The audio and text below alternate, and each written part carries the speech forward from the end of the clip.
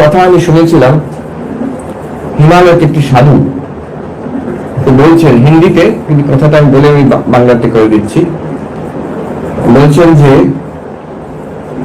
শান্ত মন মে ভলা সংসার কন দেখা है महात्मा जी। শান্ত মনে কে সংসার দেখেছে? আমরা ভাবি, দেখুন কথাটা কেমন, যেটাকে বলে কাউন্টার ইনটুইটিভ। আমরা সাধারণত এইভাবে ভাবি না। আমরা ভাবি সংসারের জ্বালায় আমার মন অশান্ত হচ্ছে, লোকেদের ব্যবহার, বাইরে হয়তো অনেক রকম ঝামেলা, টাকা পয়সার সমস্যা আছে, শরীর, এই কোভিড, তবে সংসারের যে মানুষদের, বাচ্চাদের, বড়দের, বুড়োদের অনেক রকম সমস্যা, এইসব জ্বালাতে আমার মন অশান্ত। কেন অশান্ত? সংসারের জন্য আমার মন অশান্ত। উনি বলছেন না, তোমার বোঝাতে ভুল হচ্ছে, তোমার মন অশান্ত বলে সংসার এত কষ্টকর মনে হচ্ছে।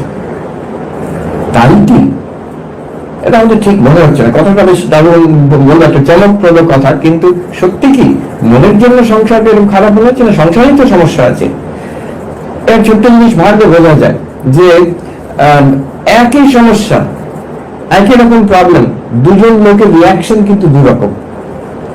এক জায়গায় হয়তো বাড়িতে অশান্তি, ঝগড়া হচ্ছে, একজন শান্ত মনে থাকতে পারে, আর আরেকজন উদ্বিগ্ন হয়ে রেগে যাচ্ছে, বিরক্ত হচ্ছে। তার মানে ওই একই সমস্যা যদি কেউ শান্ত ভাবে, তার রিয়াকশন বেশি হচ্ছে না, মাইন্ড ইজ কাম। আরেকজনকার রিয়াকশন বেশি হচ্ছে, তফাৎটা মনে। সমস্যা তো একই, মেনে নিলাম সংসারে অনেক সমস্যা আছে। ডাক্তাররা এটা খুব ভালো বোঝেন, সব ডাক্তার আমি দেখি সঙ্গে সঙ্গে বলে ঠিক বলেছেন। ওরা একই রকম অসুখে দুজন পেশেন্ট এবং দুজন পেশেন্ট পার্টি, রিয়াকশন দুরকম দেখে ওরা। একজন ধীর স্থির ভাবে হয়তো মেনে নিল, একটা হয়তো গুরুতর অসুখ, ধীর স্থির ভাবে মেনে নিল। আরেকজন সেই রেগে যাচ্ছে, চটে যাচ্ছে, ভেঙে পড়ছে, কান্নাকাটি করছে।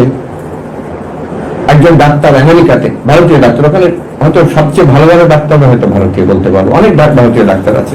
ইন্ডিয়ান ডাক্তার একজন বাঙালি ভদ্রলোক, তিনি আমাকে একটা কথা বললেন, মহারাজ দেখুন, আমি বেদান্তের কথা বলতে গেছি ওই শহরে।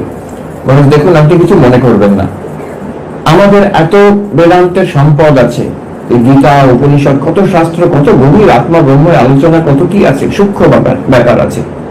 কিন্তু আমি একটা কথা বলবো, আমি দেখি টার্মিনাল কেস, মারা যাবে পেশেন্ট। অনেক সময় দেখেছি ইন্ডিয়ান পেশেন্ট, যারা ইন্ডিয়ান, তারা উদ্বিগ্ন, ভেঙে পড়ছে, অশান্ত, ছটপটে। আবার আমি দেখেছি আমেরিকান খ্রিস্টান, হিন্দু নয়, খ্রিস্টান, যার একটা সরল ভগবানের বিশ্বাস আছে, যিশুতে বিশ্বাস আছে, সে কিন্তু শান্তভাবে মেনে নিল, বললো থ্যাংক ইউ ডক্টর, আপনি যথেষ্ট করেছেন, আমি খুব গ্রেটফুল। মারা যাচ্ছে সে, তো তফাৎটা কেন হচ্ছে? এবং দেখুন, সে কিন্তু যেটুকু সে জানে, একটা সরল বিশ্বাস ভগবানের, ঈশ্বরে, তার যিশুর উপরে বিশ্বাস আছে, ভক্তি আছে, শ্রদ্ধা আছে, আমাকে তিনি দেখবেন, তাতেই তার হয়ে যাচ্ছে। আর আমরা এত আত্মা, ব্রহ্ম, চৈতন্য, পঞ্চকোষ বিচার এসব করেও কিন্তু মুখে মুখে কথাটা যদি মুখে মুখে থেকে যায়, অন্তরে না ঢোকে, যখন ঠাকুর বলছেন যে বেড়াল যখন টিয়া পাখিকে ধরে, টিয়া পাখি যতই রাম রাম শেখাও, বেড়াল ধরলে সে ক্যাঁ করে উঠবে। বেড়াল মানে মৃত্যু, বেড়াল মানে যে রোগ, শোক, তাপ, তখন আমরা ক্যাঁ করে উঠি। যে তত্ত্বটিকে, যেটাকে আমি অন্তরে অন্তঃসাৎ করতে পারবো, অ্যাসিমিলেট করতে পারবো, সেটা আমার কাজ দেবে। যেটা শুধু বইয়ের কথা রয়ে গেল, সেটা কাজ দেবে না। এটা একটা কিন্তু বড় কথা, ভেবে রাখা দরকার। ওই সাধুর কথা আছে যে তাকে সে পড়েছে, আমি ব্রহ্ম, আমি শরীর নই, মন নই। তাতে ছোটখাটো অপারেশন হবে হাতে, তো ডাক্তার বলেছে একটা অ্যানেস্থেশিয়া দিয়ে দিই, লোকাল অ্যানেস্থেশিয়া। সাধু বলছে कोई बात नहीं, मैं ब्रह्म हूँ, मैं शरीर नहीं हूँ, तुम काटो।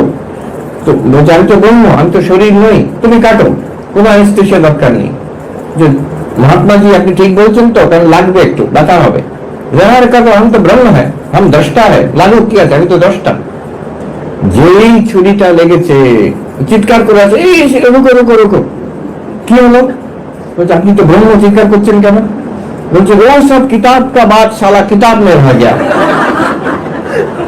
বলছে ওই সব বইয়ের কথা সারা বইয়ের মধ্যেই রয়ে গেল, এখন কোনো কাজ দিল না, তুমি আমাকে অ্যানেস্থেসিয়া দাও। অথচ কি এটা সম্ভব? আমরা জানি এটা সম্ভব। তীব্র যে কষ্ট হরিমহারাজ নিজের জীবনে আছে। উনি ঠাকুরকে দিকে দেখেছিলেন, ঠাকুরের যে দৃষ্টান্তটা আছে, ওনার গলায় তখন ক্যান্সার, কষ্ট পাচ্ছেন হরিমহারাজ, তখন বয়স কম, হরিনাথ জিজ্ঞেস করছেন যে আপনি আজকে কেমন আছেন মশাই? ঠাকুর বলছেন কষ্ট, খেতে পারি না, এখানে ব্যথা। তারপরে হরিনাথ তখন বলছে আমি দেখছি আপনি মহা আনন্দে আছেন। ঠাকুর বিরক্ত না হয়ে বলছে ও সারা ধরে নিয়েছে। আচ্ছা, এই হরিনাথ পরবর্তীকালে তিনি যখন স্বামী তুরীয়ানন্দ অনেক বয়সে, তার দেখা যাচ্ছে ঠিক এইরকম কষ্টকর অপারেশন হচ্ছে একাধিকবার, একবার নয় একাধিকবার হয়েছে। তিনি কিন্তু সেই কষ্টের ঊর্ধ্বে একদম শান্ত মনে অম্লান বদনে বসে আছেন। ওই ডাক্তারকে বলছেন তুমি কাটো, ওই গ্ল্যান্স করবে বয়েল।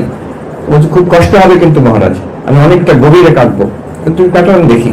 কিন্তু তখন সেখানে কিন্তু তিনি বলছেন না কিতাব কে বাদ কিতাব না কিয়া। এটা একাধিকবার হয়েছে, এর অনেক উইটনেস আছে যারা বলছেন হরি মহারাজ শান্ত ভাবে বসে আছেন আর ডাক্তার কেটে যাচ্ছে। উনি কিন্তু জ্ঞানস্থ নন, যে ধ্যান হয়ে গেছে আর কোনো তার জ্ঞান নেই, বাইরের জ্ঞান নেই, শরীরের জ্ঞান নেই, সেটা আলাদা কথা, সমাধিস্থ হয়। কিন্তু সব কষ্ট অনুভব করছেন অথচ অনুভব করছেন না। এটা কি ক্ষমতা? গীতাতে বলছেন শ্রীকৃষ্ণ একটা এমন জিনিস পাওয়া যায়, স্থিত দুঃখে না গুরুণা আপনি না বিচাল্যতে, যেখানে স্থিত হয় when you are centered, গুরুতর দুঃখ তোমাকে নড়াতে পারবে না। একটা এমন জিনিস পাওয়া যায়।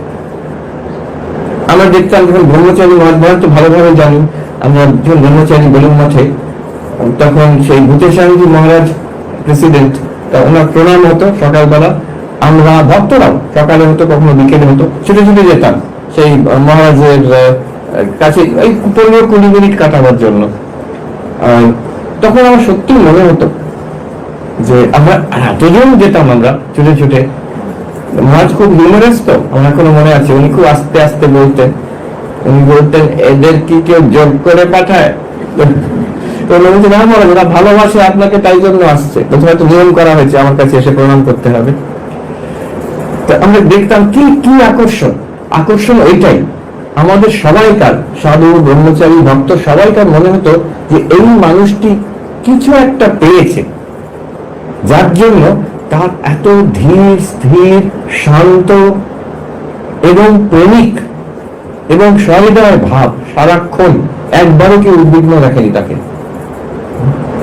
কতবার কষ্ট, এটা অনেক ঘটনা আছে, তো অনেক বয়স, তো অনেক শরীরে কষ্ট ছিল।